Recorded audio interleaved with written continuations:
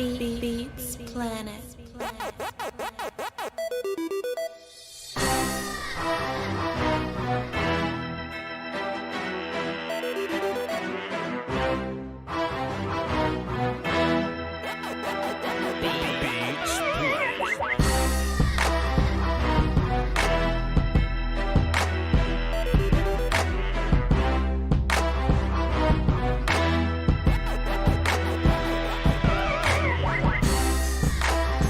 What's up? It is 3:20. We gonna clock out at 3:50. That's on y'all. My bad. That's on y'all. That's your business. That's your business. Well, still, before we get started, sir, put a little poll in both sides here. We like to hold each other accountable on this show. You know how it's a poll. Let me check it out. Oh, yeah, go ahead and read it, sir. I'll let you read it. You know what? I will admit today, it is my fault today. 'Cause Usually it's not. Because this shit 50-50, Will. Still, people really think I'm up here the reason why it's late. But this is what I'm going to do because I'm petty. I'm about to end the poll right now because what they'll do is after we give them the answer, they'll run in there and change that. Oh, Sky was the one, and then Voch will be down at 12%. I want y'all to get caught up in your own madness, caught up in your own lies. It is what it is, man. Hey, chat, we got a conversation for y'all today. I know a lot of you are on the ledge, and that's okay. That's part of what we're here for. I know a lot of you are, upset, and you should naturally be upset. But a lot of y'all are unbothered because you've been raised well. You've been raised well. So I see my stream kind of lagging, man. I hope it don't happen to me, man. Look, Will Steele, we had a perfect game day stream, sir. So if anything go wrong, it's you. If anything go wrong, it got to be you because me and Brumley had a perfect game day stream. But whatever. You mean restream? Okay, well, fair enough. Yeah. Restream, we'll do that. But if we have problems, we'll know exactly where it come from there. Right. So we let's see, we have some things that we need to talk about today. Of course, the Cowboys pulled out a close one versus the Houston Texans.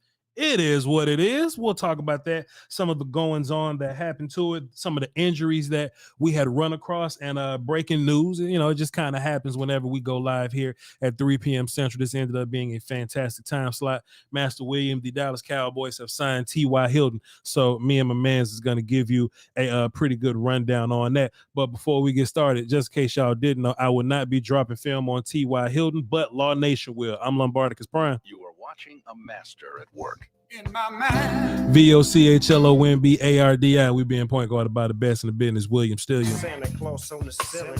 Big Willie chillin'.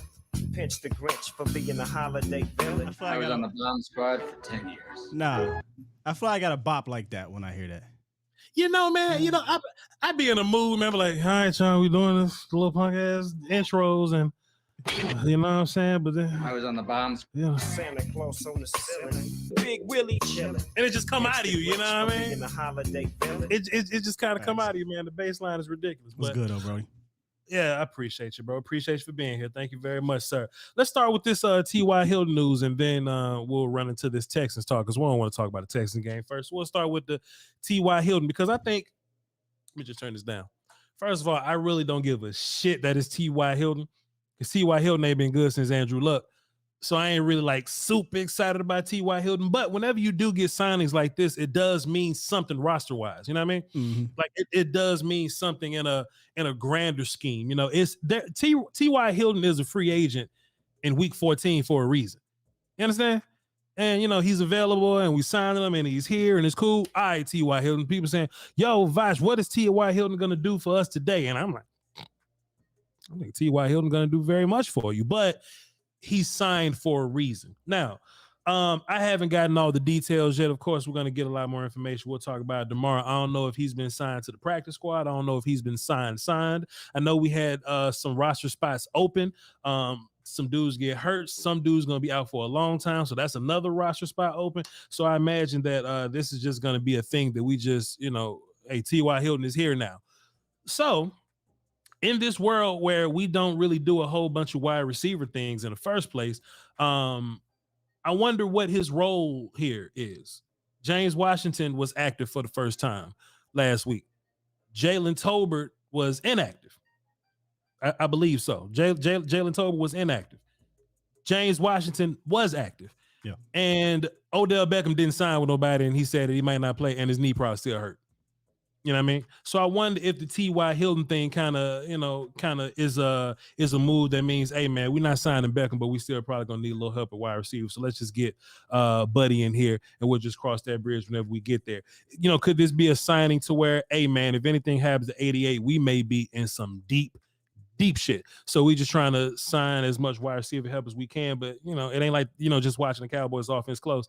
It ain't like we're particularly using, you know, 4 wide receiver sets or, you know, empty 5 wide receiver sets or anything like that. So this move comes interesting. If there's anything that I thought the Cowboys would sign with a little bit of urgency, I thought it was going to be an offensive lineman or something. I thought it would be a right tackle. And of course, we'll talk about that much later. But Will Steele, what do you think about the ex-Colt T.Y. Hilton, who really ain't been good since Andrew Luck left?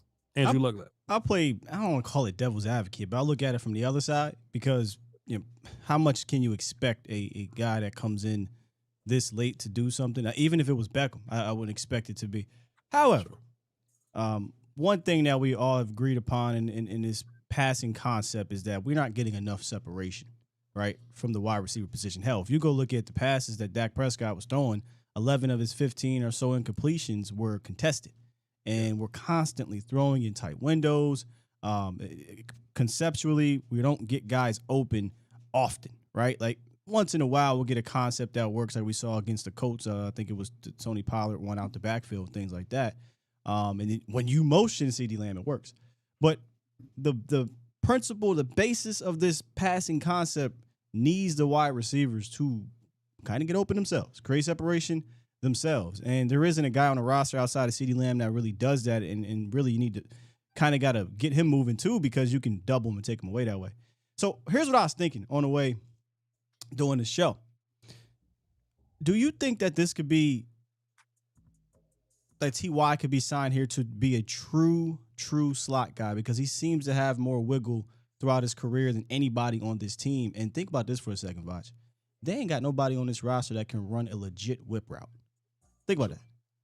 Like, there's no Cobb, there's no Beasley. Like, you don't have those easy get open right now type of guys. It's run to a spot, turn around. How many times did we see that against the Texans yesterday? Run to the spot, turn around. Yeah.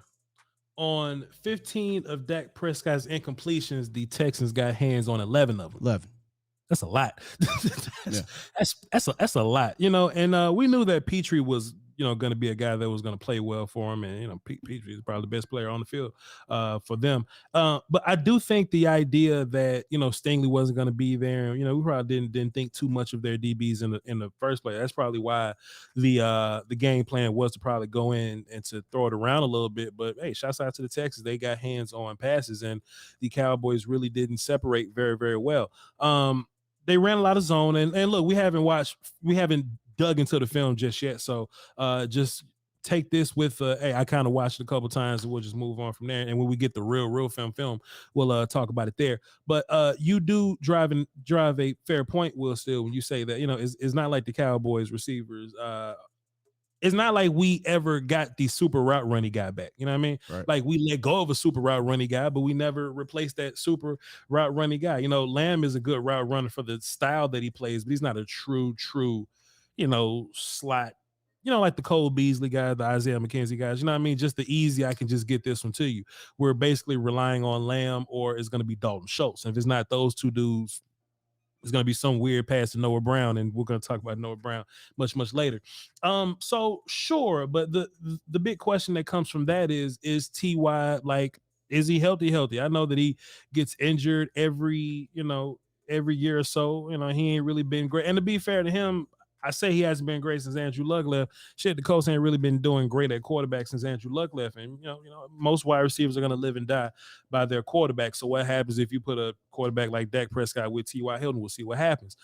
James Washington was active last week, and we go, hey, we need some help in the wide receiver room, a downfield guy, deep ball threat. Dak threw the ball 39 times, but threw the ball to James Washington one time. And he ain't catch that one. So I don't know if this is going to be a place for T.Y. Hilton or what he's going to do. You know, we could be, all right, Voch, well, what about our tight end sets? Well, Jake Ferguson is hurt, so maybe that's going to force us to play with an extra wide receiver. Depending on how hurt Jake Ferguson. All right, what we got? Well, perfect timing. T.Y. Hilton, according to Mike McCarthy, T.Y. Hilton has a chance to play this Sunday. it must be an emergency. There must be an emergency that we're not privy to. All right. I wonder, Voch, man. This is making me really think. And we said this. Did we say this? I feel like weeks ago when they were kind of looking to get a receiver. They were in that receiver market. Jared Jeudy, Brandon Cooks, now Odell Beckham, and I guess the Odell Beckham thing might have just engulfed this thought process. They really want receiver help, bro. They really want to try to help out this passing, this drop back concept that doesn't involve play action, to the point now they're willing to sign T.Y. Hilton and play him 6 days later. There's got to be something to that. There's got to be something to what's going, something in that room. Everybody that we've signed, we haven't rushed them to get on the field. Everybody kind of got to sit and linger for a little bit. You know what I mean? Yeah. They got to be a practice squad guy for a little bit. They got to chill. Oh, it's restream. I'm doing it again.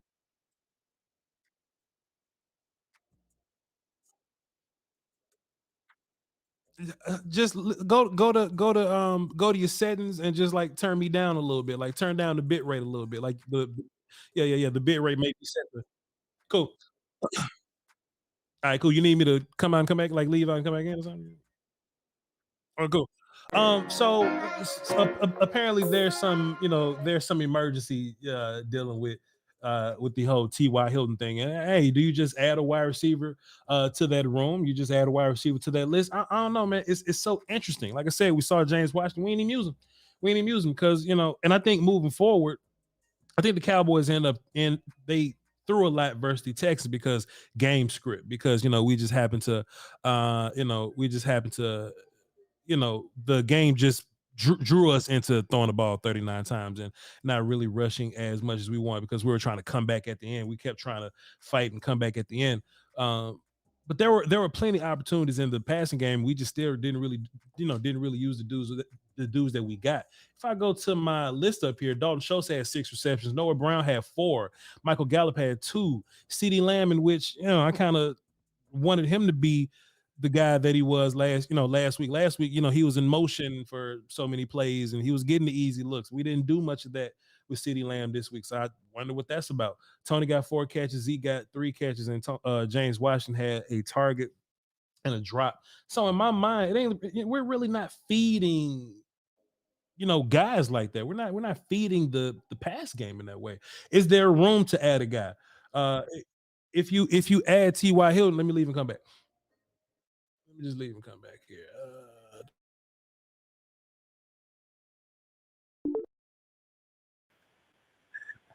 I hate this song. I hate this song. This song has so much negativity associated with it. We'll figure it out. We'll figure it out, brother. Yeah, it's cool. We'll get it right. So with that being the case, what I say? Yeah, so yeah, we're not really feeding one guy anyway. So now if we brought him in, he was a practice squad guy for 2 weeks. Like, all right, we're gonna bring T.Y. Hilton in, and he's gonna compete with Noah Brown, and then we're gonna see who's the better number 3 guy. Then that makes sense to me. But if T.Y. Hilton playing Friday, what has happened here? Maybe they sick of the non-separation thing too. Maybe Kellen is saying something like, "Hey man, we need guys that can get open." And I'm not saying T.Y. is the next coming or anything. Like, we don't even know what T.Y. the Cowboys are getting. You said, is he healthy? I'd imagine he's healthy, right? Like, he hasn't played football all off season and during the regular season, so it's probably the healthiest he gonna get. And now it's a matter of getting this I guess this playbook down pat. But I'm sorry to cut you off, but even with Jason Peters, right, it was like, hey man, Jason Peters got to go through this acclimation period because he ain't been doing that. T.Y. probably ain't been doing that as long as Jason Peters, but he's active Sunday. There's no way you can say, there's no way you can say there was more of an emergency at that position than at right or at left tackle at that time. At that time, the left tackle was way more serious. Like, hey man, Jason Peters, get in there. But Jason Peters also 40. I guess T.Y. is 30 something too. So yeah, shit, it's T.Y. with them broke ass legs is like you 40. But whatever though. All right, that's our thoughts on T.Y. Hilton and his little signing or whatever. I have the phones. I think they open. My bad, y'all. The conference has been unlocked. Now, if y'all want to call into the show, tap in with us and give your reaction. See why I'm doing this. Go ahead. If y'all want to call in and give y'all's reaction to the T.Y. Hilton situation, if you want to give your reaction to Cowboys versus Texans, me and Will still about to talk about that a little bit. Then you could please call into the show and give us your thoughts. The number to call in is 202-926-1127, access code 309-104. Veteran wide receiver spent 10 past seasons with Colts. That's the description we got. Look. Cowboys signed T.Y. Hilton. He played with the Colts for 10 years. That's it. They don't even know what the hell going on. They ain't got they don't have a better, reason why, but whatever. Just my quick Texans thoughts or whatever. Listen, y'all, and me and Will still was talking about this pregame while he's working backstage, man. Like, we have to be content with the idea, or we have to find comfort in the idea that we're the bad guy and there's nothing we can do about it. Nobody wants to see us win, and there's nothing that we can do about it. And why this may feel so strange or so jarring to you is because within Cowboy Nation, we feel like an underdog because we hadn't won a Super Bowl in so long. But to the outside perspective, we're not going to be liked. We're not going to get the same treatment as everybody else. So I'm kind of getting sick of Cowboy fans in a way that, man, why we need validation from Shannon Sharp? Why we want Shady McCoy to like us? Why the fuck we want Eagles fans to like us? For what? You know how I feel. I know how you feel. Basically, fuck them. That's how you feel. Well, I'm talking about the team. Oh yeah, with the team. Well, I mean them too. But my whole thing though, Will Steele, bro, I was on Reddit the other day. And sometimes I just like to scroll through Reddit because the fans will basically give you the vibes of their, they'll tell you how they feel. And it was an Eagles fan that was in a Texans Reddit, right? And he dropped the Billy D. Williams, not Sam Williams, but the actual Billy D. Williams, cigar clapping meme, you know what I'm saying? Like, hey, y'all put up a good fight versus the Cowboys, hurrah, hurrah. I mean, I feel the Eagles not, being friends of ours or whatever. They trying to fight their way to be Big Brother, and they won't prove that till Christmas or whatever, right? But, even with that, I saw Texans fans down in the Reddit going, yeah, man, I was hoping that we can pull this one out. Good luck to y'all on Christmas, because of what the Cowboys did to Damian Pierce. I'm like, we just played the game. Y'all dislike us so much. Like, y'all hate us so much. But in my mind, bro, like, we should be comfortable with that. They've never liked us. If you go on my Twitter, I pinned the tweet at the top. It's like, I said, be an obnoxious Cowboy fan because they going to hate you anyway. Whether you blow out an 8-1 team by 33 points, they're going to hate you anyway. If the team that they love barely beat a team and then you walk in and beat the shit out that team, they still going to say, well, that team was gritty, but your team, the game shouldn't have been close.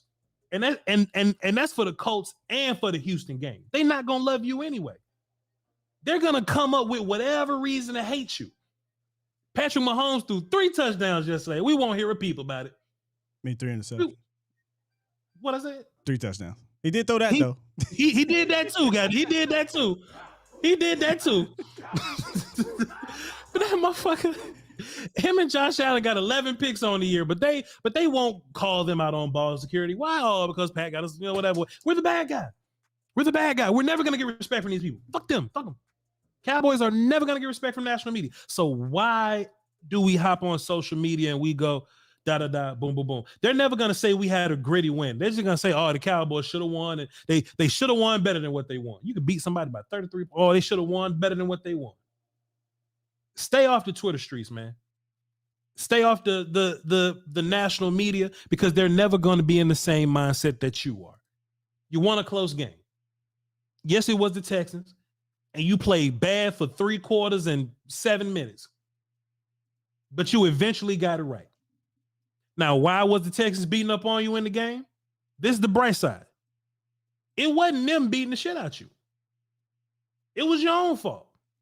It was self-inflicted wounds. Now, and there was a point where we couldn't block him because, Josh Ball, we're going to talk about him. Now, if we couldn't block him up front and, you know what I'm saying, we couldn't do nothing.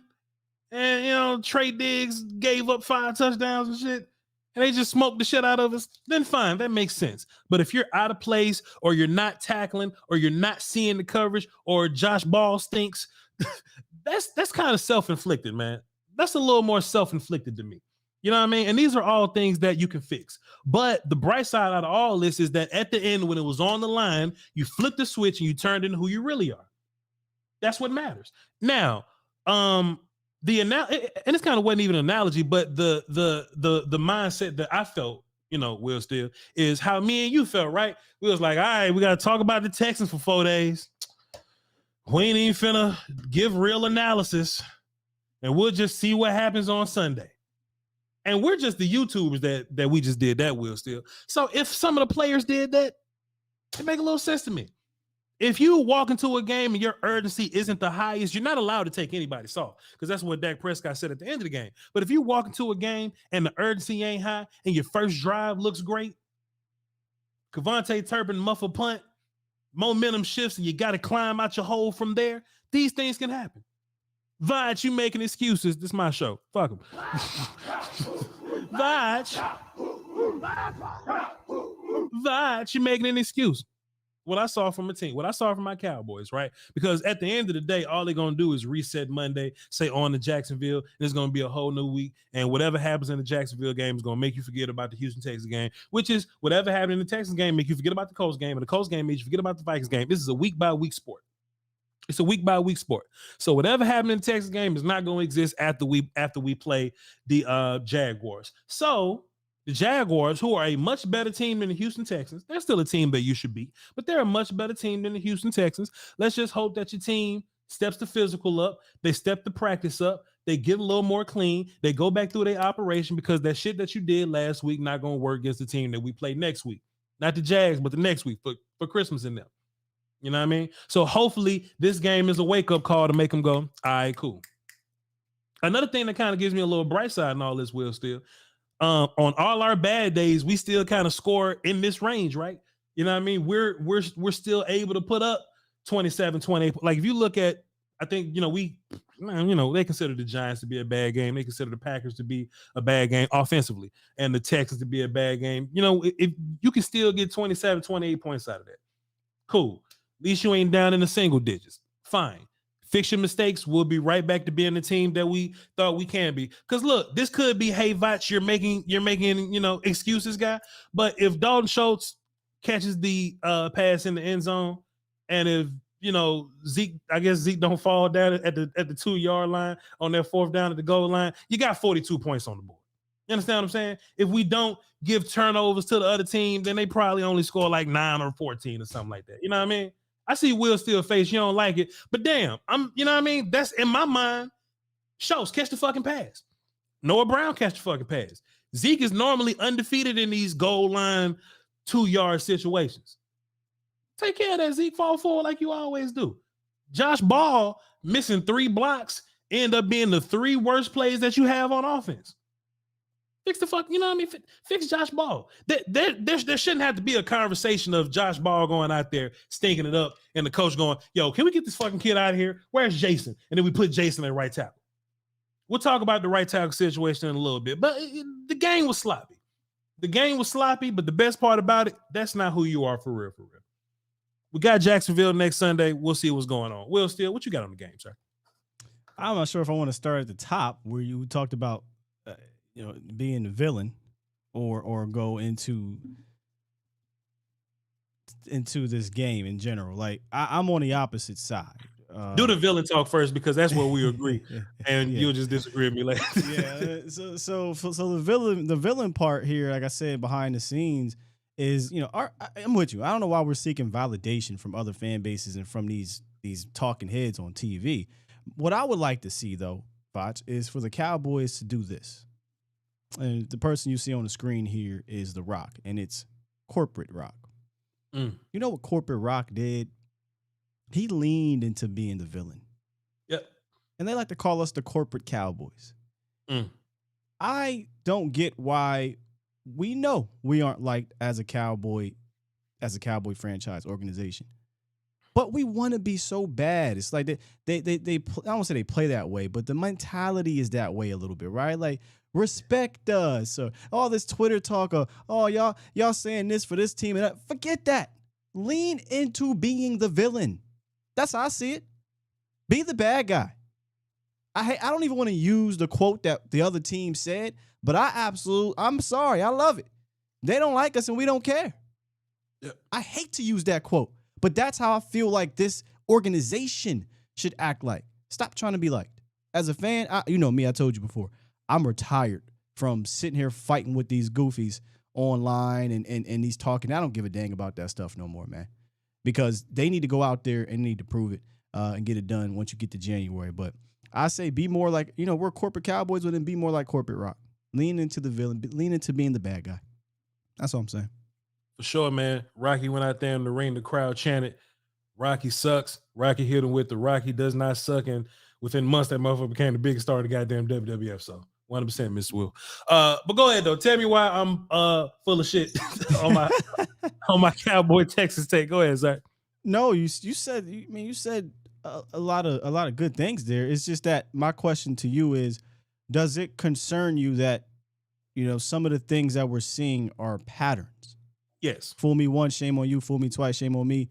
Fool me third time, can't get fooled again. As George Bush would say. Yes.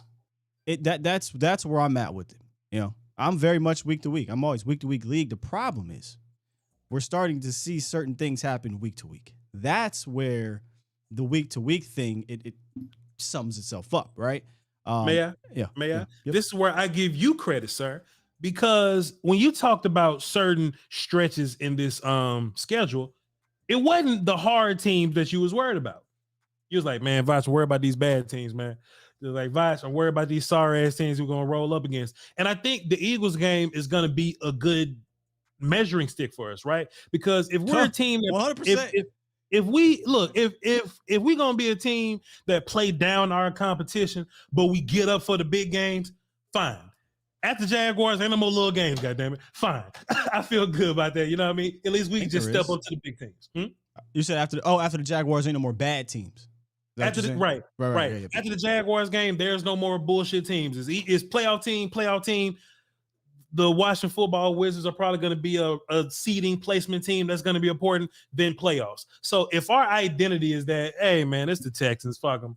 It's the Colts. It's the Giants. If that's going to be what it is, we play down to them but play up to the rest of the guys, then kudos to you, Will, still, because you were more worried about the bad teams than the good ones. Go ahead. No, I just got grainy a little bit here. Want to come back out, come back in? Pick this back up? Let's do it.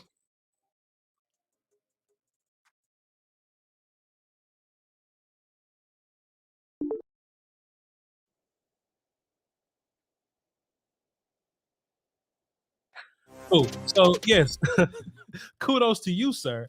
Kudos to you for actually talking about that. But go ahead and finish your point though about the Texas game, some of the things that you took away from it, where we agreed, and where I'm full of shit. Go ahead. Keep saying full of shit. I just here's what it comes down to for me. I said this morning. I didn't know when this was going to happen. I didn't know how it was going to happen, but I know it needed to happen. And what I mean is the Cowboys, specifically Dak Prescott, needed to get a game-winning drive under his belt because the opportunities that he's had to get one since the Patriots game, we never came through. Right? Las Vegas, the Chiefs. I already said the Raiders, the Cardinals, and then San Francisco, and then Green Bay. Right? We just repeatedly it's not worked. So the Cowboys with Dak Prescott at the helm needed that final drive to happen. That is the silver lining in all of this craziness that happened here. So I'm happy that part of it happened, right? Sure. But that's why I asked you the question, are you concerned about the pattern of what led up to that? And, these next 4 games to me are going to tell a lot about this team. A whole lot about this team because you're not going to get anybody you didn't get anybody to lay down the last couple of weeks, right? Nobody laid down on you. But these are, I think the Jaguars are a good team that's learning how to try to win, right? They're not a bad team. Then obviously Philly. And then Tennessee fighting for a playoff spot and Washington fighting for a playoff spot. So this next stretch is definitely important. I'm not the type, and I'm not going to fake the funk, that is just going to ignore everything that happened in the first 57 minutes of the game, right? But they needed that. The defense and the offense needed to make a clutch stop and then make a clutch finish offensively. So that is something to hold your hat on. But they have to clean these things up because it's getting to a point, and correct me if I'm wrong here, Voch, where the question I've been asking is, who are you? maybe this is who you are. And that is not what you want to be going into the playoffs. A team that is a mistake-prone team in the first half and trying to play catch-up or trying to correct itself in the second half. 100%, Mr. Wolf, and I don't disagree with, what you're saying there. Just real fast, we got 1,200 live viewers on a Monday.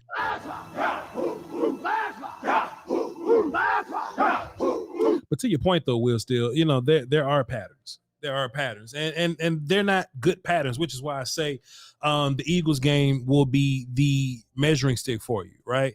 And, on these bad days, right? And listen, man, when I say bad day versus the Texans, man, look, it was offense, defense, special teams, bro. All of them had they all had bad days. And when it was time to kick it into gear, like, they all played good for 5 minutes, you know what I mean? So the measuring stick is when we get to the Eagles, if we do this same thing versus the Eagles, I'm really going to be sweating in my boots a little bit.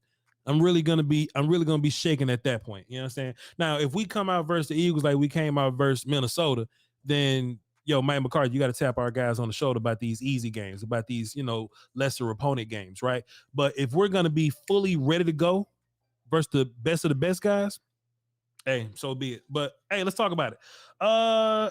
Dak was, and look, you can say this about everybody. We were bad until Dak was definitely bad until I think, we threw the ball a little bit too much. Probably should have ran the ball a little bit more. Kellen started scratching his neck a little bit. You know what I mean? Second quarter, jeez. Oh man, Kellen started digging into his bag of PCP, and he couldn't help himself, and we just kept throwing the ball. This team that, I was about to say historically, but all year they've been able to be run on. Like, you can run the ball all day up and down on the Texans, but we just decided to go out there and throw and put ourselves in disadvantaged positions, And I hope we ain't out here looking for stats and numbers and things like that. I hope it's not something in Kellen Moore's contract that if we hit 4,000 passing yards, some goofy little, he gets the money. I hope that's not a thing. You know what I mean? But hey, run the football. You're fine. Run the football. You're fine. Can I ask you about, somebody asked me about this series, and I want to ask you about this series. What was up with that opening third quarter where they ran it 11 straight times?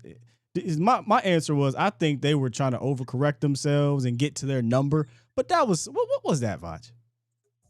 It could be two things, right? I do think they were trying to balance out the number so that the end number could be good, but that felt petty to me. It felt like Kellen was like, all right, run it again.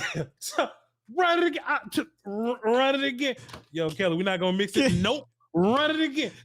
King Ellen had a fantastic analogy. He said it's like he has some female tendencies. I'll just say that. I don't want to be, it's like, how females be like, oh, you want me to run the ball? All right, well, we ain't passing no more. Like that, all the way to the other side. No more passes. But that's exactly like how it felt. Yeah. Like, what say, babe, if you could just could you just put your shirt in the laundry? Oh, okay. Well, let me just scrub the roof since you want this place spick and span in. Let me just get on the ceiling and scrub this place. Listen, I'll ask my lady to do nothing like that, but I'm phony. The minute she asked me, really? Like, I'm in the middle of doing something. But you know what? I ain't gonna complain about it. I'm gonna do it. I'm gonna clean the whole damn house now since you want me to. Babe, I just noticed. I just noticed that, when you was dunking your mozzarella sticks, a little bit of marinara, just a little bit of marinara sauce fell on the floor. Did you want to clean it up? Oh, okay. And you wake up at 4 a.m. What you doing? I'm mopping the floor at 4 a.m. because you want to spick and span up in here. Facts. That's how I felt. That might have been that might have been the thing. Kellen probably was a little petty. And look, fantastic fucking drive. But when we got to the red zone, let's get a little creative now. Let's do something. You ain't got to get into your bag of double reverses, but you've been running the ball this whole drive. Hey, let's play action and dump off of somebody, something easy like that to just get us in the end zone. Kellen ran that bitch first, second, third, and fourth down. Like, well, guess we ain't get it. That's what y'all want. Twice. That what y'all want? 3 times. Matter of fact, I think he did it 3 different times on first down. He just kept running. It kept running. Then get the 3rd down, run a play action, then maybe run it on 4th. That was just petty. Say, babe, I just noticed, I was out working all day and I came home and it just had a bad smell up in here. Oh, okay. Let me just light every candle in the house since you ma'am. Will Steele, that's a fantastic observation. King Element, fantastic observation by you. That's probably what happened. Let's cut that back on. The work call goes well with petty nonsense, bro. So, but yeah, we eventually ended up doing well. There's a lot of Cowboy fans asking, but Voch, where's the pass rush? I think the pass rush only really had a handful of good cracks at it. You know what I mean? Besides that, it was like runs, it was short passes, it was getting rid of the ball quick, like they've been doing. But as soon as somebody said, Voch, where's the pass rush? If you just look on the screen while the game was going on, and of course we'll break this down on film, patreon.com/Voch Lombardi, they'll leave a tight end and a running back in there to help pass protect. So now you got 3 of their receivers versus 7 of your DBs, and that helps you in the passing game, right? So you're not always going to get sacks because teams are going to play you different, and they're not going to play to their strength because of who you are. Go ahead, Will. I'm just surprised. So that didn't leave you going, what the hell? I mean, I know we ain't watched the film just quite yet, but I mean, this is one of the most sacked quarterbacks and not a really good offensive line here besides Laremy Tunsil. And you got no pass rush. Like, I mean, how many pressures did they get? I would say less than 10. I mean, you didn't get a sack. So. Yeah.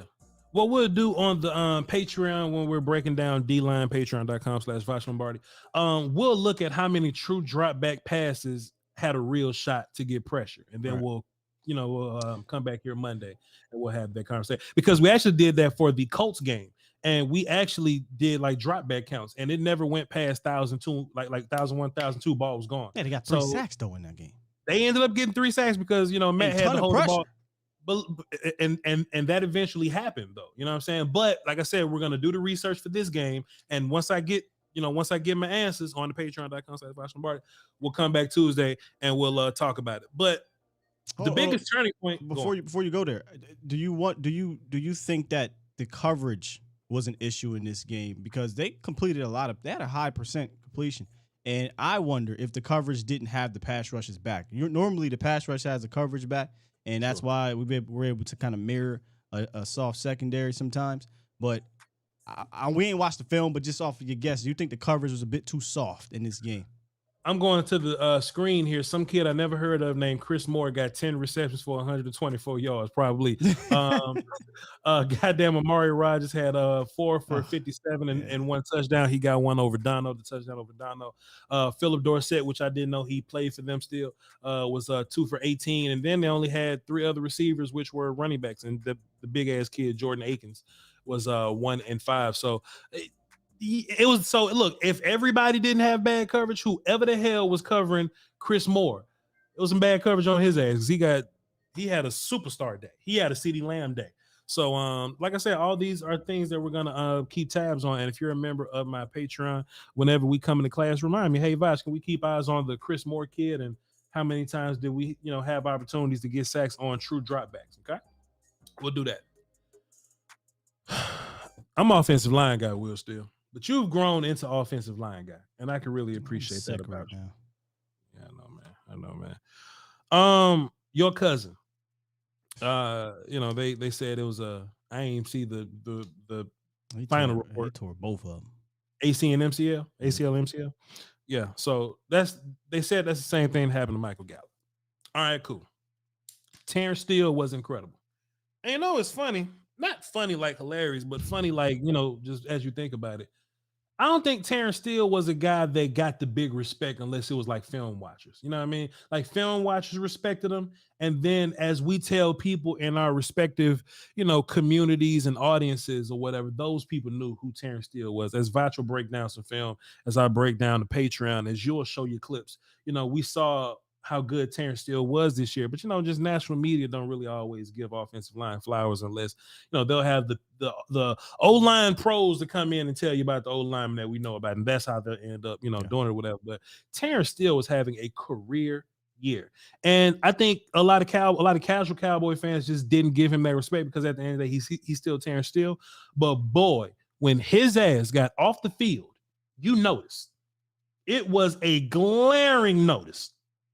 And I was listening to one of these podcasts, and they was like, "Yeah, I ain't watched the film yet on the whole Josh Ball thing.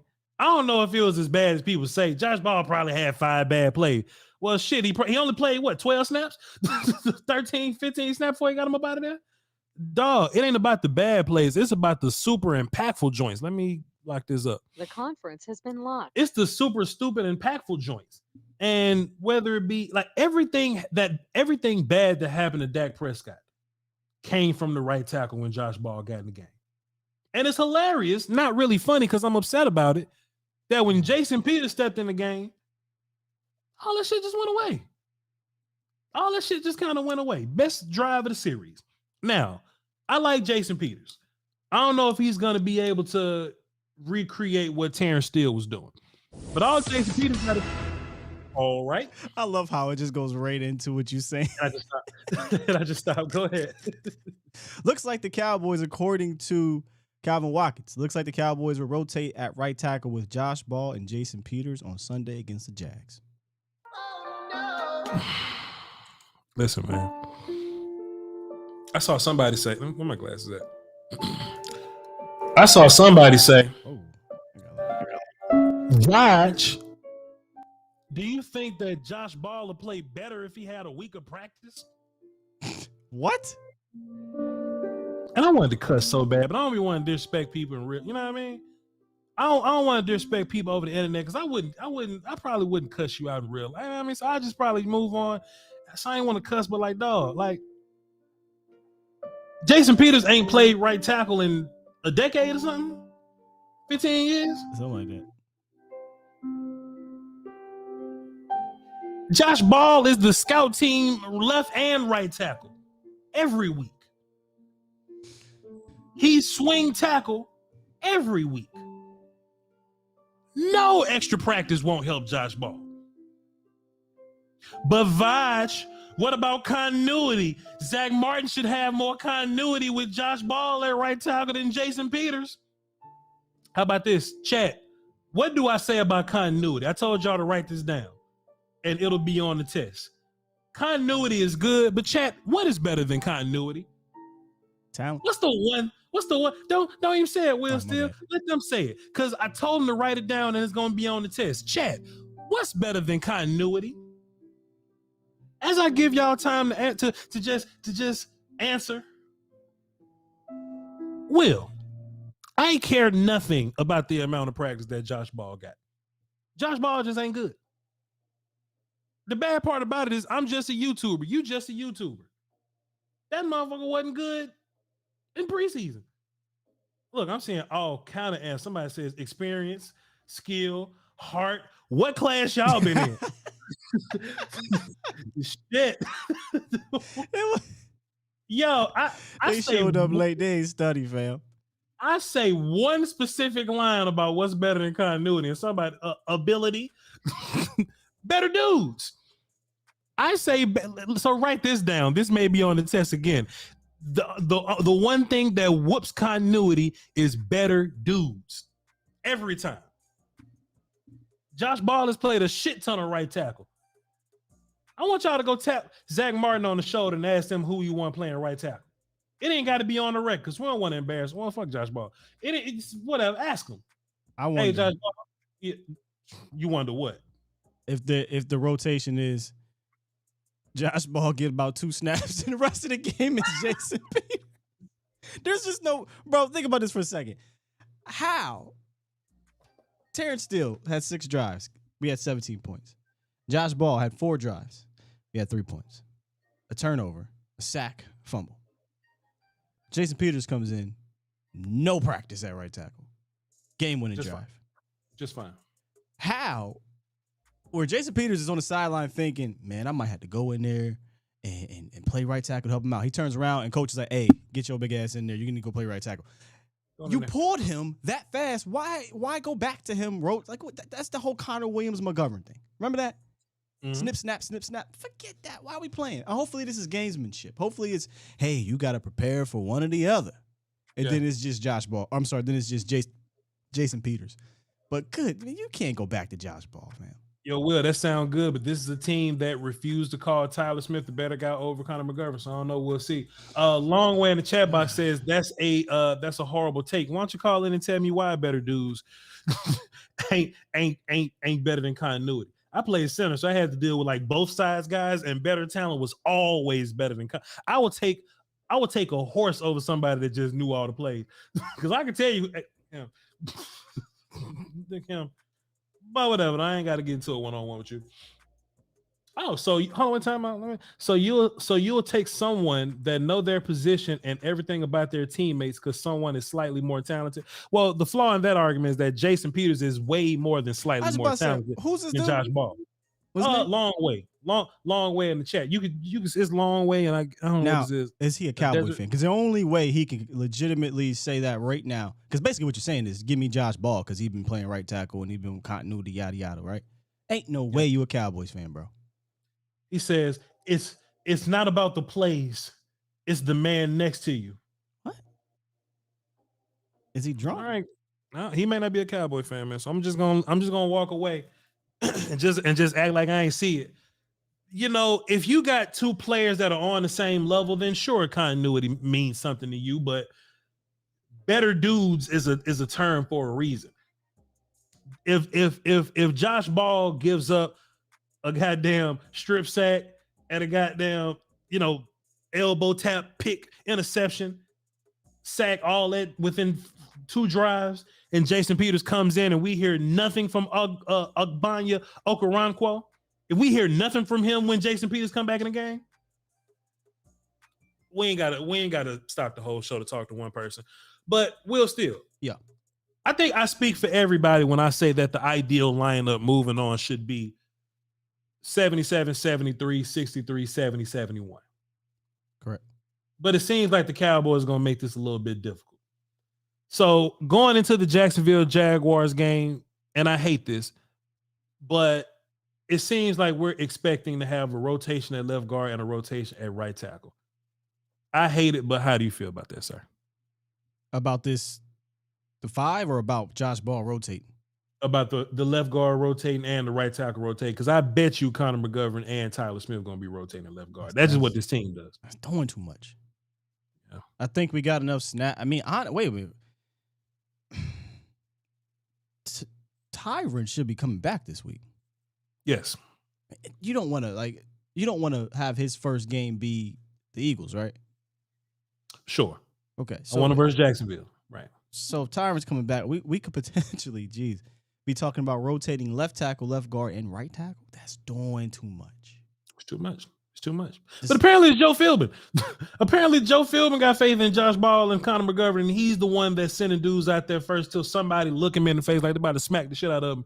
And then we got to put Tyler at guard and then put Jason at tackle. Apparently it's we got to make a decision, man. If Tyron is going to be the guy this week, then I think it'd be smart to get a full game worth of Tyler at left guard. And if you're going to rotate Jason Peters and make the rotation, all right, Josh, we're going to get your confidence back. First snap, successful, quick screen. All right, Jason Peters, get back in there. Get back in there, bro. Back in there. I don't even want to keep Josh Ball to develop him for next year. I just want to draft. Look, I rid of Ridgeway to keep Josh Ball. That's just crazy to me. I'm ready to move on to Walesko. You know what I mean? Jake Ferguson hurt his neck. I think that's an injury that we can withstand, but of course we would love to have Travis Kelce Jr. here, but we'll get more updates on that. Jonathan Hankins hurt his titty or his pectoral, pardon me. That's a huge blow. That's a huge blow. We don't know how long a pectoral strain is, but they said significant. Significant? I mean, I can't. Me and you, we appreciate Jonathan Hankins, but we try to get it out to the masses. The Jonathan Hankins addition was huge, and this loss will be felt.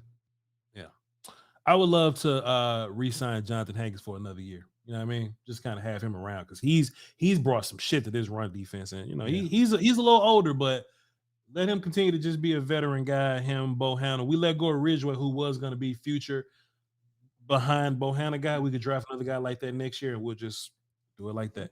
Yeah. That's all I got on Texans, man. We ain't got anything that. We got 13 people on the phone now. For everybody on the phone, it is 4:09. Now we don't want to hold up too much of the volume's time because they got some shows that they got to do over there on this wonderful network here. So everybody on the phone, what I want y'all to do is I want y'all to get in, make your point. If Will Steele hits the breaking news button, I'm gonna mute you. Sorry, it's Will Steele's breaking news button. But get your point in. We'll talk about your point. We'll see where we at on quick second points. But right now, let's just try to keep this on one succinct point to get a good flow to the show. All right, love y'all to pieces, but we work for a network now. Love y'all. We'll go Carlos, Reek, and Martise from Philly. No, not from Martise. Let's go DJ, Carlos, and Reek. That's gonna be the first order. Let's get DJ in here first because he actually called first. What's up, DJ? Hey, what's going on, guys? Good, happy Victory Monday. Salute. Good, happy Victory Monday. Salute. Real quick, and the T.Y. thing, I think they're in panic mode, not because the wide receiver room is as decimated as it was when they traded for Amari Cooper, but because it's obviously more talented. But it does feel like that. Like there's just CeeDee Lamb and no other option, where back then there was no option. Really, your first option was Cole Beasley and Jason Witten, and that was pretty much it. And we had to have more than that. This time, we got CeeDee Lamb, we got the tight ends, but there has to be more of a threat from the wide receiver position in particular. Not that T.Y. can provide that, but they have to do something. They have to sign somebody. So that I think that's a big reason on why they went that right. And then Josh Ball need to go. Like he needs to be gone, away from the team for whatever. He almost lost the game by himself in 6 plays. I don't understand how that's possible, but he did it. Anybody.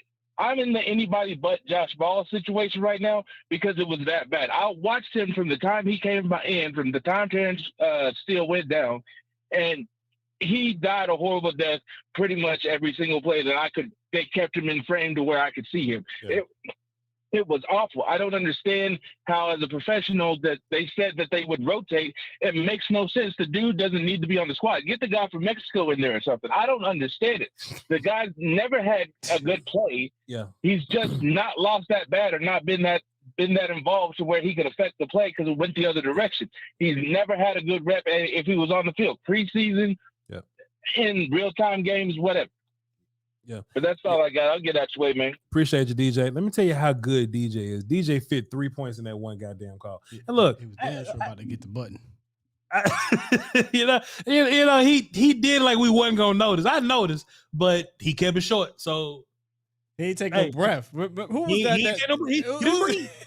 that did it before? They just kept going. One of these cats but look, they was talking slow, but man, Black, let me tell you what happened, man. The Texans game, man. I don't know what's gonna happen with T.I., man.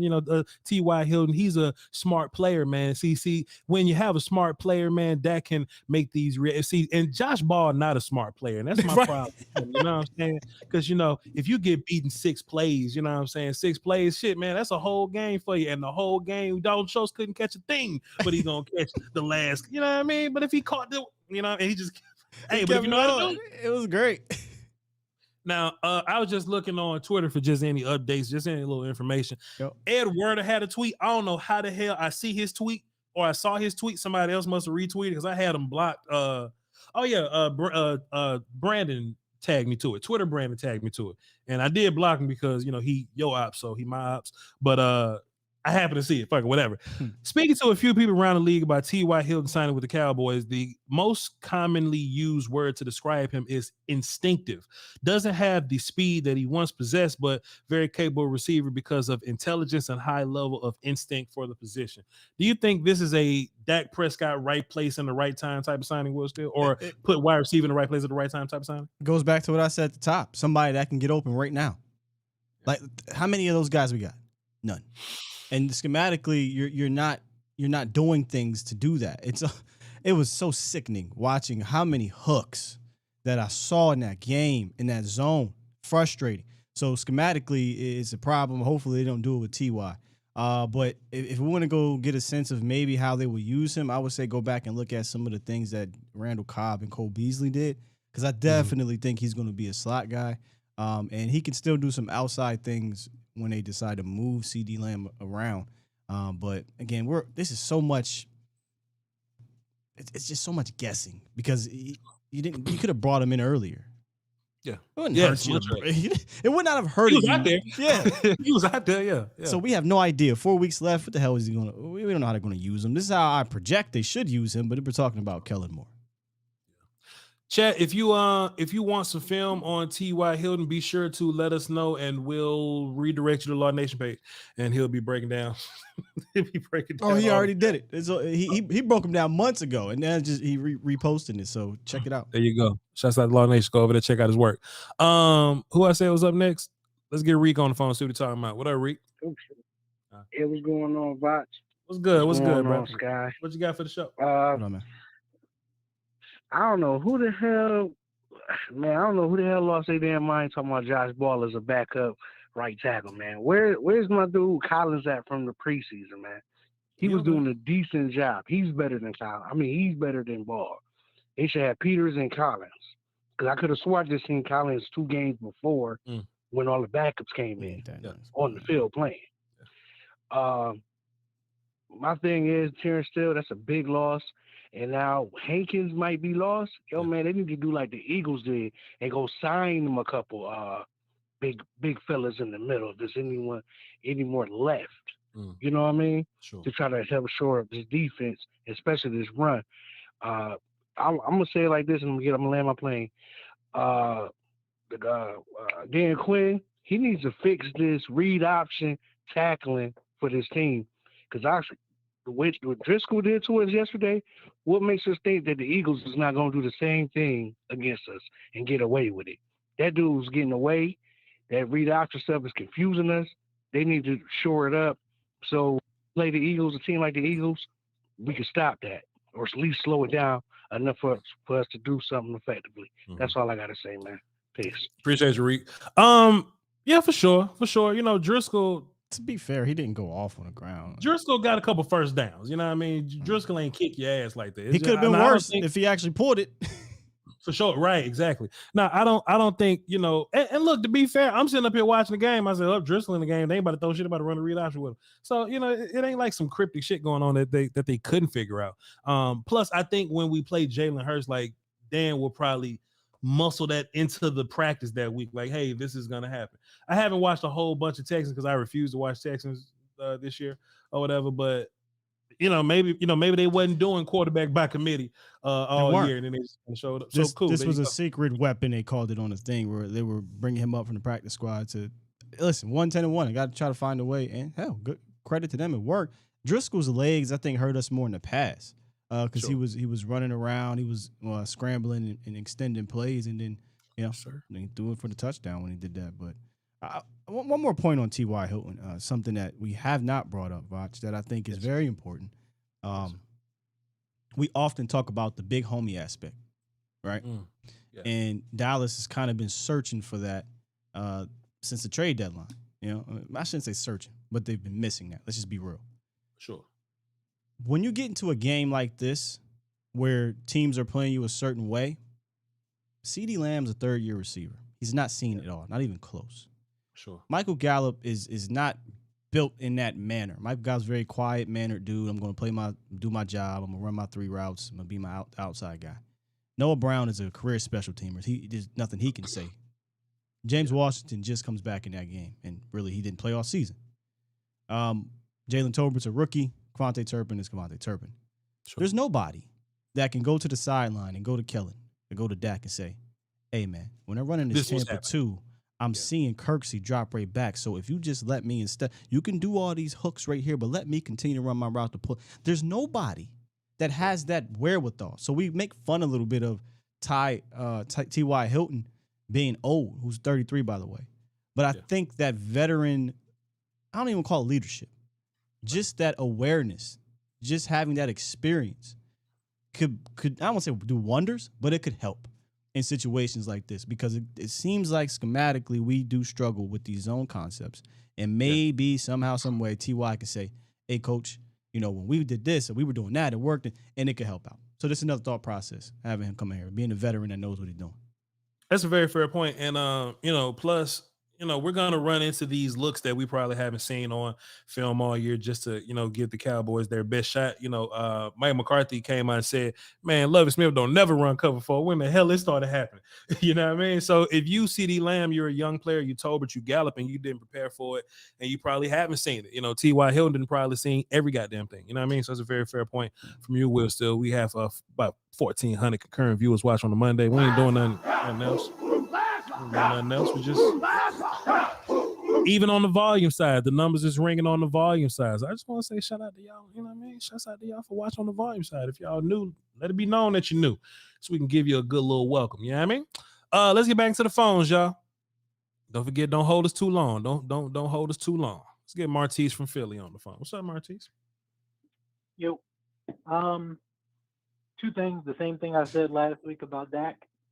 I need to lead Dak back. A lot of people don't think he's elite, and he ain't been looking like it last couple of weeks. But I need my guy back who is not making dumb turnovers, and that's when we're at our best. And last thing I'll say is, and again, I ain't just blaming Dak. I think a lot of this is on Kellen, and I ain't gonna go into all that. But I think the T.Y. Hilton thing is really them looking for a certain type of guy. They went after Cooks, who's a speed guy, quick feet.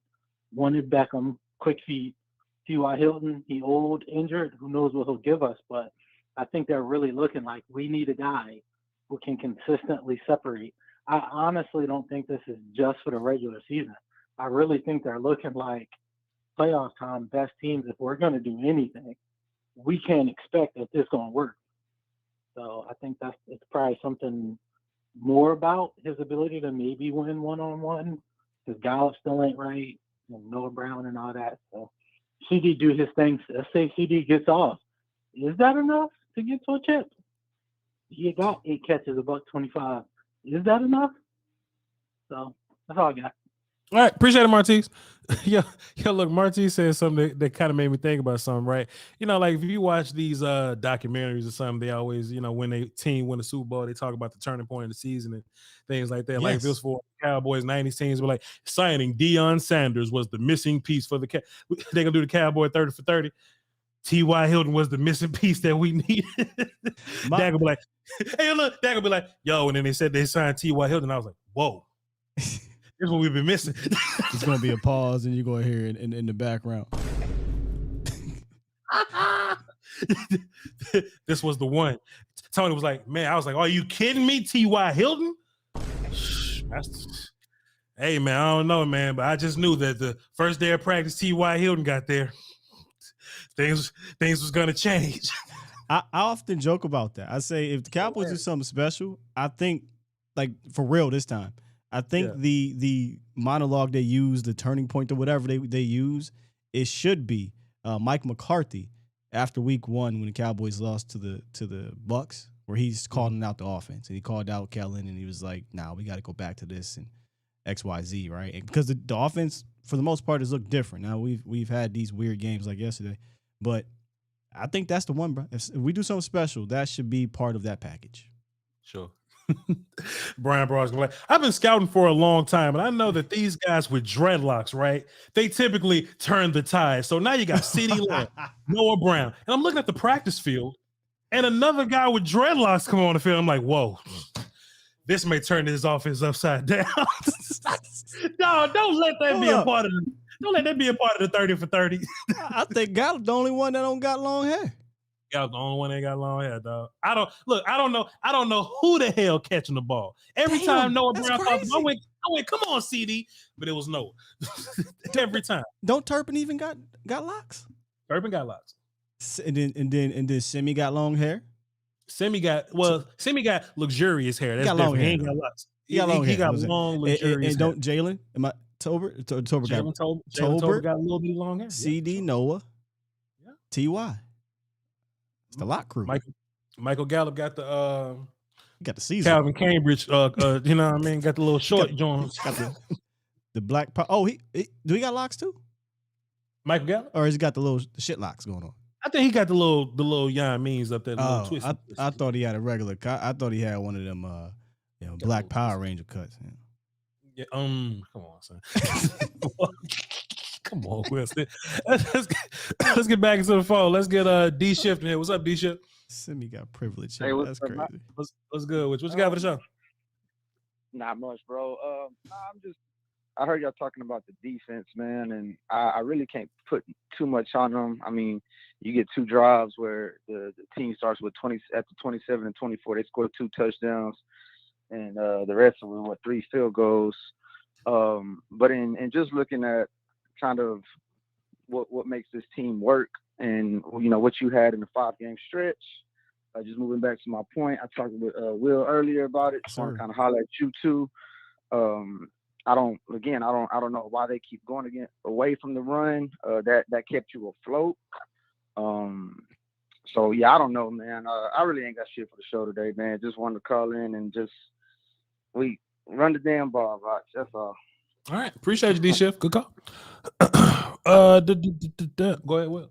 I think most of us, including Shift, is referring to, and you as well. You said it too. How how it varied, running from 4 attempts in the second quarter. I think that's kind of where we lost control, right? Mm-hmm. Like 4 attempts to 17 pass attempts. That's a lot. You didn't need to do that. Yeah. Right. And then they didn't. I mean, again, we watched the film. I haven't watched it just quite yet. We did get it. It should be coming in, as you call it, the gulag. Did it feel like we stopped running the counters? We stopped getting the what happened to the Noah Brown motion, crack block? What happened to the things that work? And I don't mean to derail the show, Voch, but is it like Kellen have a fantastic week, bro, and then the next week, because look, the whole CeeDee Lamb motion thing was, I was like, here. You know what I mean? Dak directing traffic, throwing the ball to Tony on the route. Man, we do something great one week, and it's like I don't know if we just don't do it the next week just to not have it on film so much, or we just forget to do it. I don't know what the problem is. It goes back to what the question I always ask, like, who are you? Why I hate the fact that we got to guess who this team is going to be from week to week, literally schematically. And some might say, play devil's advocate. Shout out to a commenter on my other video. He said, well, to play devil's advocate, isn't that why we wanted Kellen Moore and not a Scott Linehan? I said, that's fair, right? That's totally fair. Yeah. However, it comes to a point where you're just stubbornly coming into each game, not doing the thing that worked last week or the week before. I say, make the team stop you. Yeah. Make the team stop you and then bring out that other bag. So that's the going to D Shift. Bring it all back around. Remember D Shift called? He reminded me what the conversation was about. D Shift was like, man, see, I told you my trust issues. I was like, fam, I just remembered a bit. I don't even know what we was talking about. And it's like my trust issues with Kellen. I'm like, oh yeah, I didn't disagree with that. Like, we all have those trust issues because we don't know what type of philosophy we're getting week to week, and that worries me. I digress. Yeah. Say, babe, I was listening to your podcast, and I was like, it's just kind of dry. It's just you talking. Maybe you can, do a little sound effect here or there. Oh, I'm gonna use every single sound effect I got. I ain't going back. Look, your whole board lit up, ain't it? All the lights is Christmas. Kellen Moore got paid as hell, didn't he? Let's get back to the phone, man. Wrap this show up. It's 4:30. We got 9 people. What? Yeah, I'll let y'all.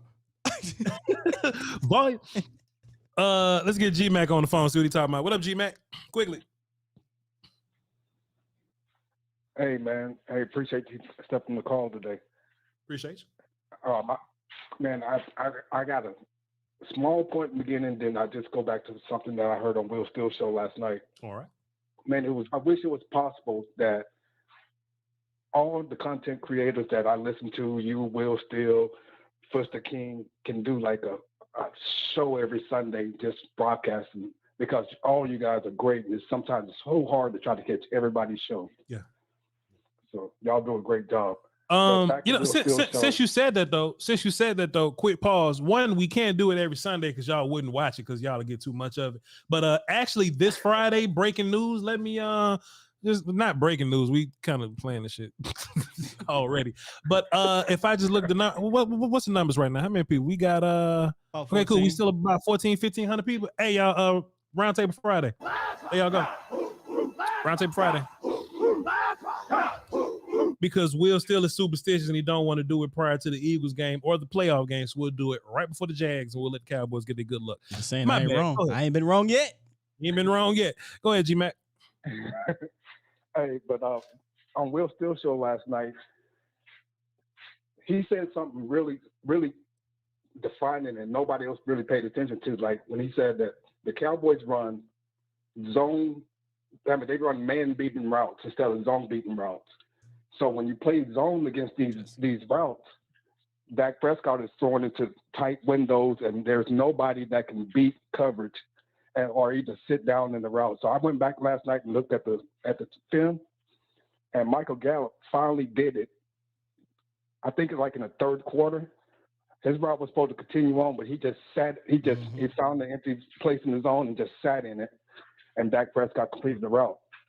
So it goes back to last year when with the 49ers, they ran zone and we got beat. Yeah. Kellen got to learn how to call better plays against the zone. That's all I have for you today. Fair enough. Appreciate you, G-Mac. Good call.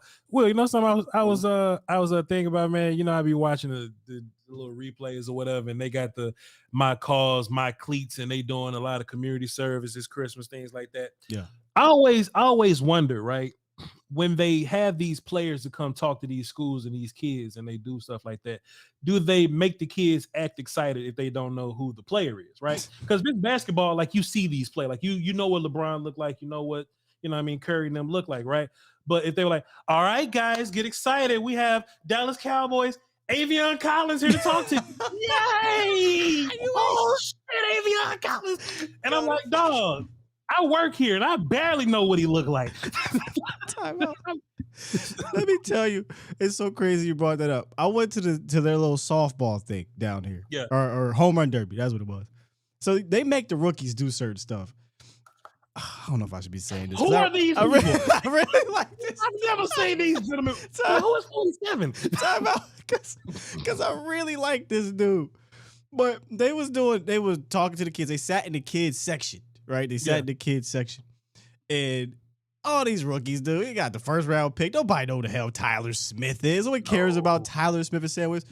So they do all this stuff. They're giving out stuff, and the rookies are shaking their hands. And then it's over, and everybody's going up to people. And I just saw Story Jackson just twiddling his thumbs, just looking. Nobody's talking to Story. Looking like a manager. I'm just over here like, damn, I feel bad. Story, yo. And Story. Oh, shit. Yeah, he was like, oh, man, what's up, man? How you doing, man? He was so happy to get somebody. And I was like, you know what, man? Let me go ahead with Story. Let him get some shine here. Somebody got to know who these undrafted guys is. But you're right. They don't know who these people are, man. Little Timmy, I know you've been feeling bad, but I know all you ever wanted was a Dallas Cowboy player to come see you. You just happened to make that happen for you. We got Quandre Allison to come see you. And Timmy like, hey, motherfucker. What position you play again? Perfect. Who are you? Timmy said, Who in the blue hell are you? Quandre walking in with a jersey. He was like, Quandre, I love, you number 25, right? I'm number 30. Right. I knew you was. Yeah, sure. Come on, talk to me. Come on, make a wish, guy. Come on, there. Is that bad? Is that gonna get me canceled, Wilson? I ain't gonna get you canceled. Hey, Timmy. You know, I know your dying wish was to see a cowboy. We got Boss Man. Oh, never mind. I'm gonna put him away. No. Basically, stop the cap. Perfect. He was just right down the hall. I'm just playing. the views of Will Steele are not those of Voch Lombardi or the volume here. He spoke on his own volition, and it was good to have him. It's good to have him. You know what I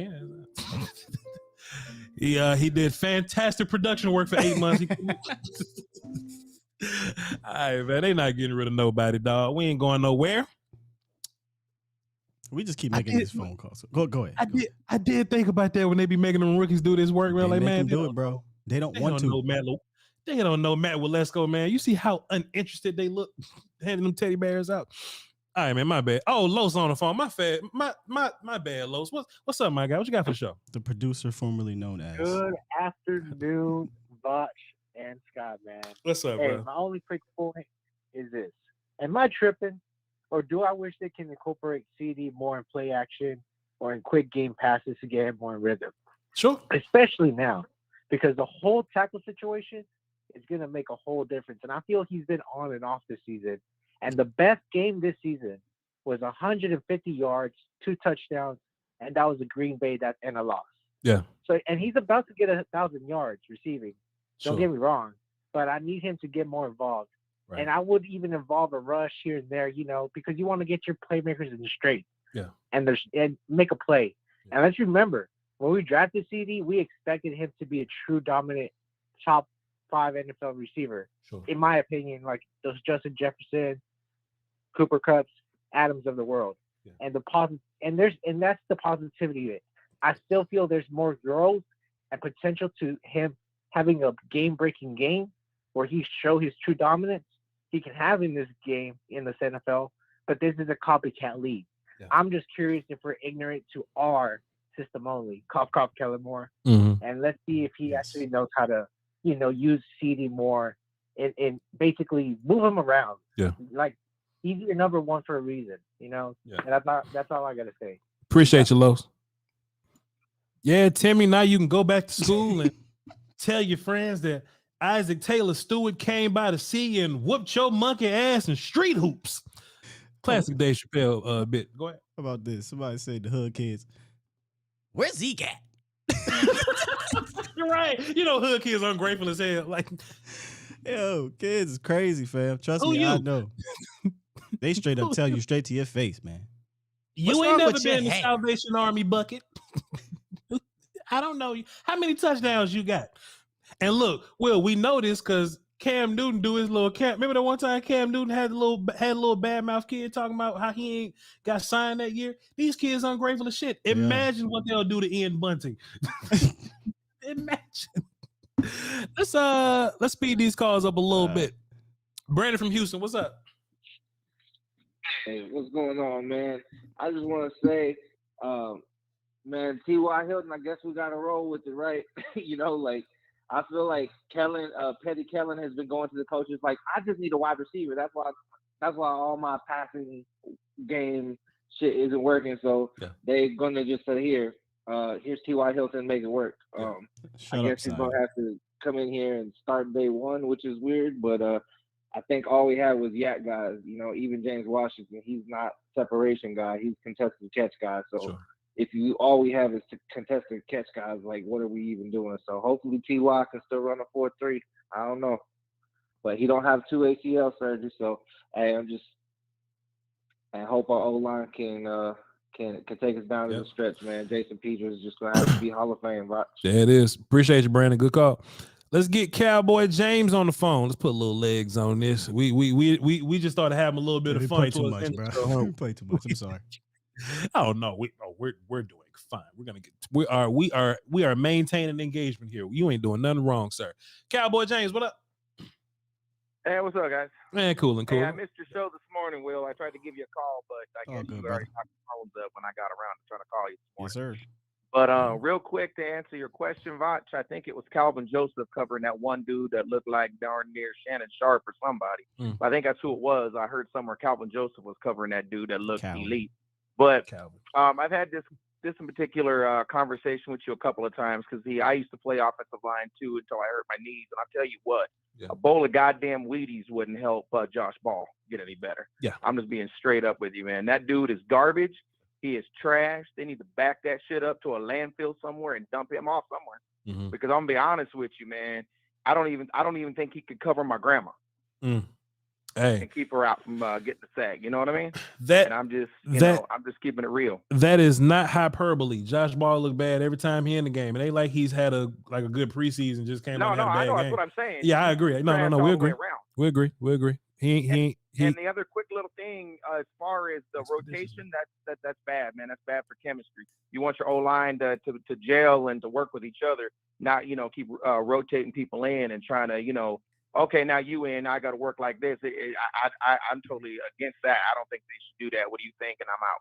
I agree. 77, 73, 63, 70, 71. Appreciate you, Cowboy James. That should be your lineup.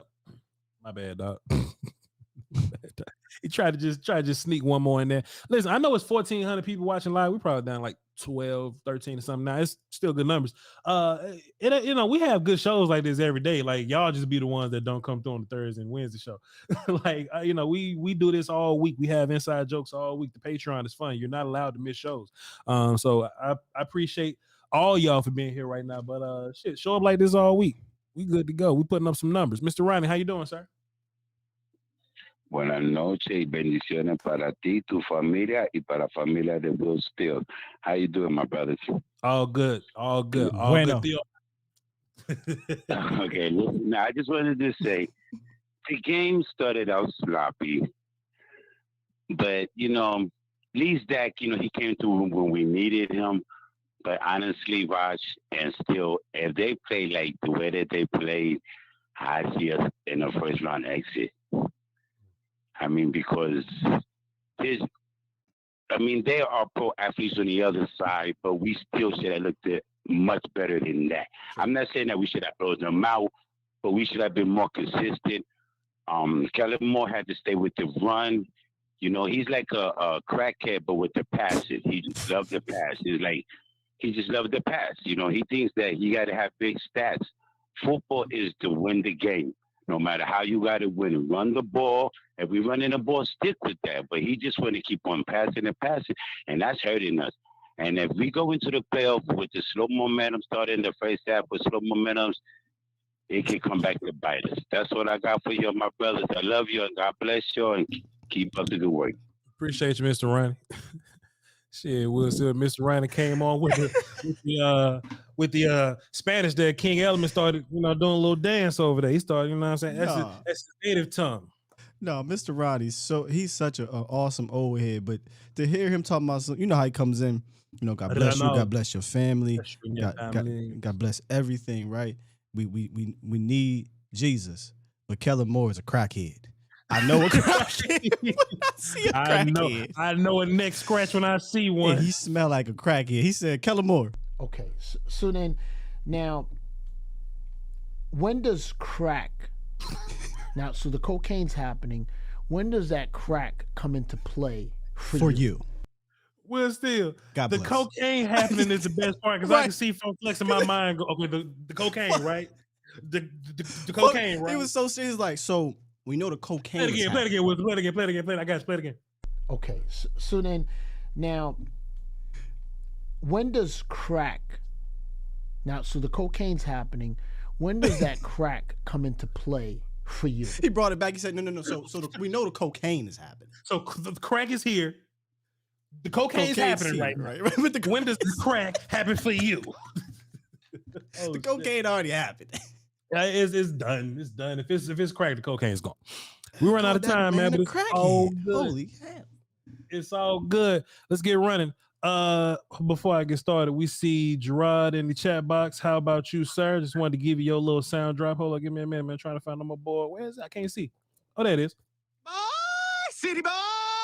Appreciate you for being here, sir. Go ahead, 662 White. What up? What up with the Voch? What up with the Steele? Yo. Yeah, so that drive where we ran the ball 11 straight times, I think that was Josh Ball's first series in there. So I think that's what it was. We ain't want to see him in pass blocking. And I just got one question for y'all. Do y'all think our run blocking is going to go down and our pass blocking goes up? Or is it going to stay the same? That's all I got for y'all. That's a good question. I mean, shit. I just think your left side gonna get better, and your right side just got a little worse. You know what I mean? So push. Do you, instead of a net, positive, you get a push. My whole thing is Kratos over there, and Jason Peters ain't got to be a Hall of Famer over there. He just got to be better than Josh Ball or whatever. And I do think Jason Peters will be solid in the run game. Switching sides just shows you how Hall of Famey he is, and to be able to do that shit just on the fly. Hopefully he stays there, because we know Zach Martin ain't going over there. But hey, Tyron Smith just need to be healthy, because if Tyron Smith get hurt, I mean, you at least can put Tyler back at left tackle, and Right. but just having Jason Peters at right tackle, it just cut down on some of your options real quick. So now we're forcing ourselves into Josh Ball got to pay attention at practice territory. So sucks, man. I didn't have this on the bingo card. The Cowboys season may depend on Tyron Smith and Jason Peters staying healthy. It's an evil world we live in. I hate it, Will. Still, I hate it, man. Let's get Uncle Charlie on the phone. See what he talking about. What up, Uncle? What's happening? What's happening, Kings? How y'all doing? Everything. Trying to make sense of it all. Let me just say this, man. We're in a prime position to do what we need to do. But when you're running the ball at 4.5 per rush, I looked at the stats. You shouldn't be struggling in a game. We got 3 running backs, and damn it if I wouldn't use all 3. See, everybody want to believe in something. And I want to believe that Kellen Moore is going to do the right thing. But if you have to ever go up on the stand in a courtroom and say I didn't do it, my ass will be on my way to prison. I can tell you that. We cannot fail at this point. And 2 questions. Two questions. I'm asking both of these kings on here. What is your greatest attribute as a human being? Will we sign another defensive tackle? Those things I need answered right after I get off this phone. In closing, we got guys that go up on a pole out here, a power grid, 400 feet up in the air. They don't get to do a do-over. Do you understand? Because if they fall, they're going to be some cake mix. So they don't get to do a do-over like we do. So this is why I say that I love Voch Lombardi, not just because of his content create and will, not because of their content. It's because finally somebody told the damn truth on this phone. You put Ball out there. I seen Ball get put out there, and I reached up around my table and got my Bible. And I got a Bible in every room, and that's for full coverage. And I prayed, and it didn't help him. Lord have mercy. Oh, no. Yeah, he just that bad. So what are we going to do about defensive tackle? And I need to know what is my King's greatest attribute. You can't give me but one, because I know what mine is. I need that from you. And I appreciate it. Steele, and I appreciate it, Lombardi. I love y'all, man. Appreciate you for the call, Uncle Charlie. We love you, man. Will Steele, you want to answer first? Which question? What's your greatest attribute? That's an amazing question, because if I was doing a job interview, I might have a different answer. But as a human being, I would say giving. Being that I'm a father, I kind of just have this giving nature about myself, and not just pushover type of situation, but giving, helping, whatever. Right? I'm always eager to do that, so I would say that. He said there's only one answer. I don't know if that's fair. Yeah, I was kind of ready to give 2 also. I think once upon a time growing up, I didn't think I was very talented, because I didn't know how to sing, dance, or do backflips and shit. But that's just because I was a heavy boy. But I think being able to connect with all different types of people is a talent. You know what I mean? And we always say this in passing, and we're content creators, so we probably don't even think of it in this way. We just here working. But think about the different types of people that tap in our show with still. Uncle Charlie is nothing like Drummer Cam, who is nothing like We Don't Wife 304's Chris, which is nothing like King Element, who's nothing like 100 Grand. You know what I mean? Like, these are all different types. Mr. Ronnie, you know what I'm saying? Like Mr. Ronnie can call into the same show that Iverson Aisha tunes into. You know what I'm saying? So I think being able to connect with different people and being able to understand different people, and thoughts and things like that. Cause just around this time, we ain't gonna do this too long. We ain't got but 12 minutes left on the volume. I always, just like right around this time, right? We always see like people with their politics and their political takes and things of that nature. And I just watch people on Twitter sometimes hate people because they have an opinion on something, right? Yeah. What I'm very glad that I have is that I can see everybody's perspective, whether I agree with it or not. Like I can at least understand your point.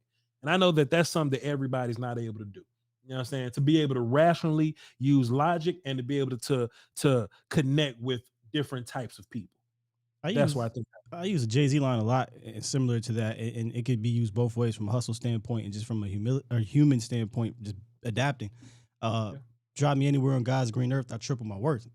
I say that I don't mean it just in the hustle, just from that point, but I feel like you put me anywhere, I figure it out. I can adapt. I can connect with that type based off of my upbringing, and just fortunate. I know some might say unfortunate if you know certain parts of my life, but fortunate to kind of be able to connect with different people. It's definitely been an asset. Excuse me. Fair enough. Let's get into it. Hey, look, this kind of unfair. We got 2 calls at the end. We got to clock out the volume at 5, but y'all ain't platinum, so that's what happens when you're at the end of the show. You know what I mean? We normally let Charlie end the show, and y'all not platinum, so let's get y'all in quick. 757. What's up? Who this? All right, let's get 907. Look, normally I ask twice, but shit, we at the end. Don't be having me on mute. 907, what's up? Who this? Hey, Voch, this is Philip in Alaska. Love the content.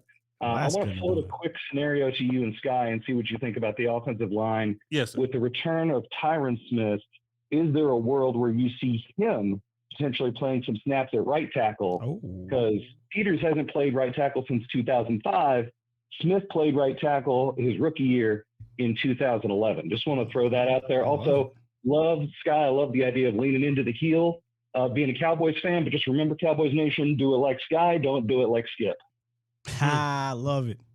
Love that. That's fantastic. What's your name again? Philip. Go Philip from Alaska, man. That's a fantastic call. Philip from Alaska. We definitely gonna answer you. Philip. And we can get Philip from Alaska calling to the same show that Uncle Charlie calls into. You know what I mean? But in my personal opinion, I think it should be 77, 73, 63, 70, and 71.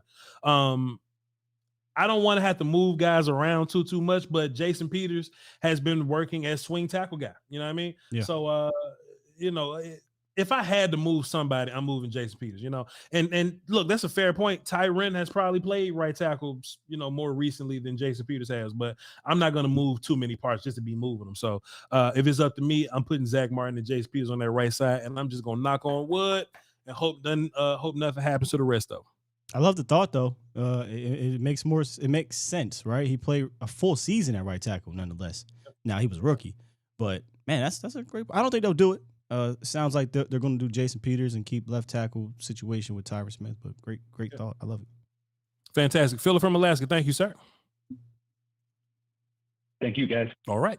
Let's read these. Still there. Shit. Yeah, he was there. Yeah, my bad, Phil. Hey, let's read these supers expeditiously and clock on out of here. I appreciate y'all for tuning in, man. What a stream. It's been, it's good though. We only been streaming for like hours and change, so how the hell we get to 5 o'clock? Look, we didn't have to press the button no more, so something is going on. We got to figure that out, bro. Something's going on, Will, still, but we gonna get it right. Brumley would never. V-Mix would never. We had no problem with that. Yeah, we had no problem with V-Mix, but God, the sound, man. The sound, yeah. We'll work on it. Let's read these supers before me and Will still clock out. We might do film tomorrow, man. You know how, I'm sure y'all not in a rush to see no films. We'll do it tomorrow. All right, let's go. What's the that day? to you right now, matter of fact. Appreciate you. Today is the 12th. So on the Voch Lombardi side, Podrowski 84 dropped a deuce and says Triple H will always be the best bad guy. He leaned into that shit, didn't he? Yeah, one of the greatest heels of all time, sure. Yeah. DX or NWO? I'm biased because I'm a WWF guy, but I respect the NWO faction because it changed wrestling. So I'll have to say NWO for what it did for the industry, but I'm a DX guy. I'm WCW guy, and I'm probably gonna lean in. Yeah. WO. Go. We'll talk about that one day on the non-football podcast after the season's over. But appreciate you, Pedrowski. Uncle Tones dropped the 50 in the super chat. He says, "Oh no, not Josh Ball." I know. Appreciate you, Jackal. Pate. It's probably Pate. Jackal Pate dropped 22. He dropped a dub and a deuce. He says, "Unlock that phone. I'm in Alaska, cuz." By the way, that's Philip. Go ahead. If you're not down with that, I got 2 words for you. Chat, you can finish it. Go ahead. And then he dropped the dub and says, Steele spoke on after the Green Bay game, and it showed versus the Texans. And really, anytime Dak struggles, I am a new cornerback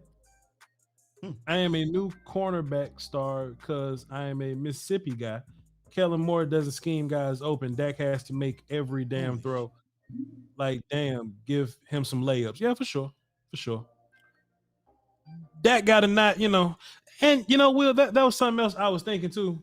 Got about 5 minutes. That's something else I was thinking too. Like, do I want to sacrifice the aggressiveness of Dak Prescott just to not turn the ball over, or do we live with the picks to get the going? Here's my problem with that, and I just thought about this as you said it. We are not allowing Dak to be. That's not even a word, I don't think, but smartly aggressive. We're making Dak be aggressive in hazardous situations. That's different things. We're not throwing 9 routes or deep overs. We're throwing in the middle of the damn field.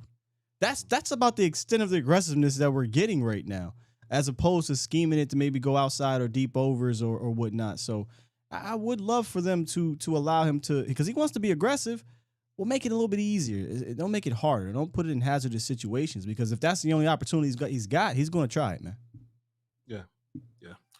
Let's see. Shouts out to Coach Evans. He just hit me up. Hit him back in a little bit. DJ's World dropped 5 in the super chat. Says Noah Brown is like Samson from the Bible. The longer his hair gets, the better the wide receiver he is. Samson. For the record, he had a fade when he got here. Oh, Jesus. Literally. All right, Marcus Harrison, we normally would do a quote, but say that quote and drop it tomorrow. We gotta get up out of here. We on volume time now. But Marcus, you hold on to that quote. We're gonna break it down tomorrow, man. Hey, chat, we appreciate y'all for being here. Got a lot of work to put in throughout the week. I normally do the game day lives, but I'm gonna go on vacation. You know what I'm saying? I'm going on vacation. I'm just going on vacation. But we'll be right back that Monday. And that's later on in the Eagles. I'm talking about Christmas. I'm talking about Christmas and all that. Yeah, we'll be here for Jacksonville. But Eagles, I said I was going to tell y'all what I was going to do whenever I thought of it. That's when I thought of. So, excuse me, we're going to miss Christmas, but we'll be back that Monday. Roundtable on Friday. Hit all the like buttons. Follow us on social media, VOCHLOMBARDI, SKYWALKERSTEELE, and A to Z Dallas on YouTube in the morning about 8:15, 8:30-ish.